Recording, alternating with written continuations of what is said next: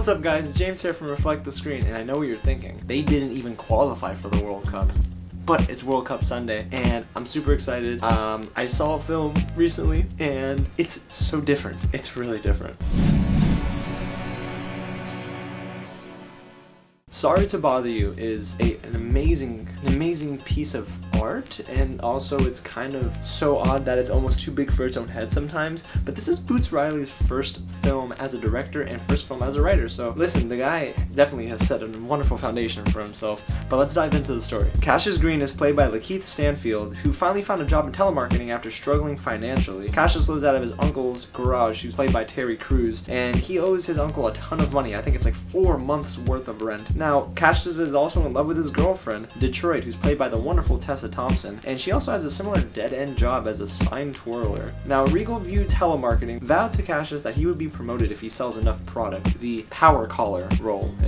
It's very interesting. Struggling to sell, co-worker Langston, who's played by Danny Glover, tells him to use his white voice. It's exactly how it sounds. Now, the film is really cool because it definitely toes the line between being social commentary and just being a straight-up comedy sometimes, and then it definitely dives back into the social commentary aspect of things. It's very socially aware.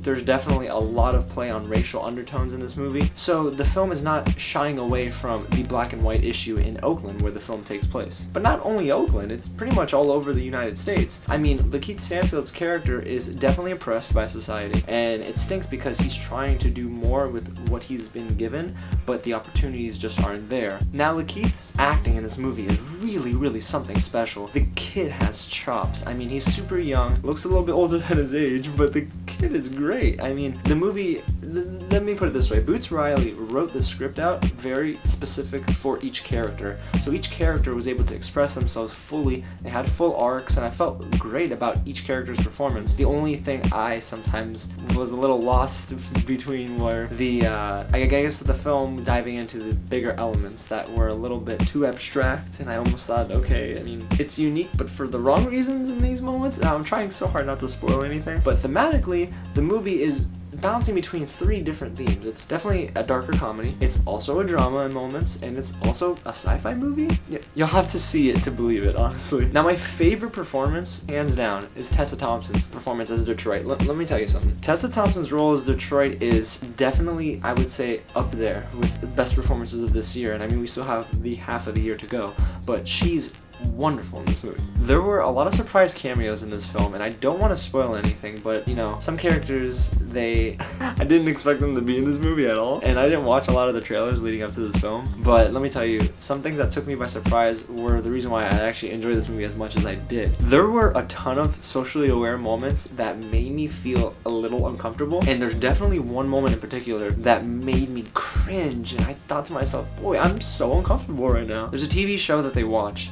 It's basically where people beat each other up on national television.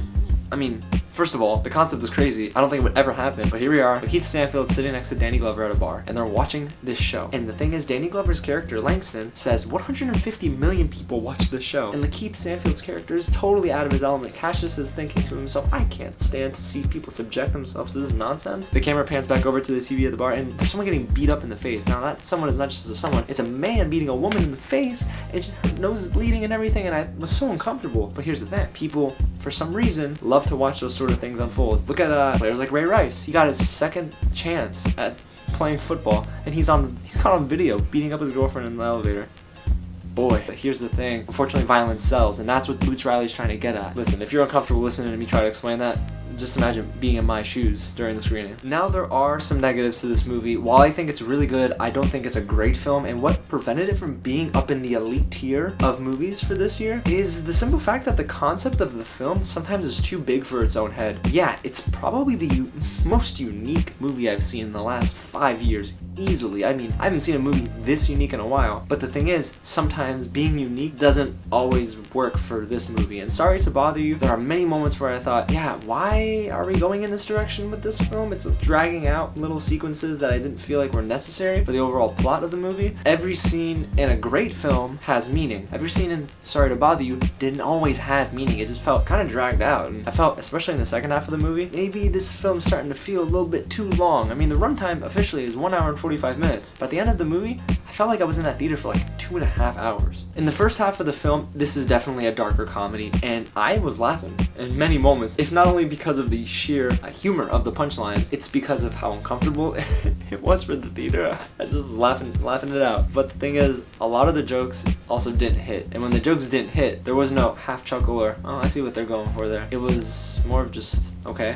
It wasn't that funny. I mean, you could have just like moved on and not even had that joke and been fine. And like I said, for the positives, even though the movie is controversial in moments, and I enjoyed that because of the message that Boots Riley's trying to put out there are plenty of times where the controversial moments lasted a little too long. I don't want to see people getting hit in the face with a fish. We get it. The show is about people getting beat up, and we understand. And then you get into the second half of the film when the film goes way off the rails, and in a good way, don't get me wrong, but also you think that you can just, you know, the film's gotta end eventually. I mean, we're just going on and on and on. Let's bring back Tessa Thompson, because in the second half of the film, she was kind of not there for that much. I mean, the first half, she's there all over the place, but in the second half, you kind of just get stuck with Lakeith Stanfield and another actor that I kind of don't want to say his name because it's kind of like spoilery, it's kind of like a shock, so I will just leave it at some of the moments that were uncomfortable lingered for a little too long. Sorry to Bother You is ambitious. Boots Riley's first film is definitely something to, I don't know, applaud. I actually think that this is a very, very, very good effort. For your first film to be this, I mean, I can't wait to see your second and third. That's what foundation he's laid out. But here's the thing, Boots Riley's next film will really make or break his career, because if he can't get over some of those weird hurdles in this movie, then I think maybe Boots Riley was lightning in a bottle for this movie. But here's to hoping, because I'm telling you, this is a very, very unique film, and that's the biggest reason why it did so well for me. So thanks so much for watching this short yet spoiler-free review of Sorry to Bother You. If you enjoyed what you saw, go ahead and give this review a like, and if you want to talk to me about it, comment below. Subscribe for a ton more content from Reflect the Screen and myself, and if you're really interested in some more stuff, go to reflectthescreen.com. I promise your time won't be wasted. Actually, wait, how do I promise that? No. I guess you'll have to comment below. So again, guys, thanks so much for watching, and I'll catch you at the next screening.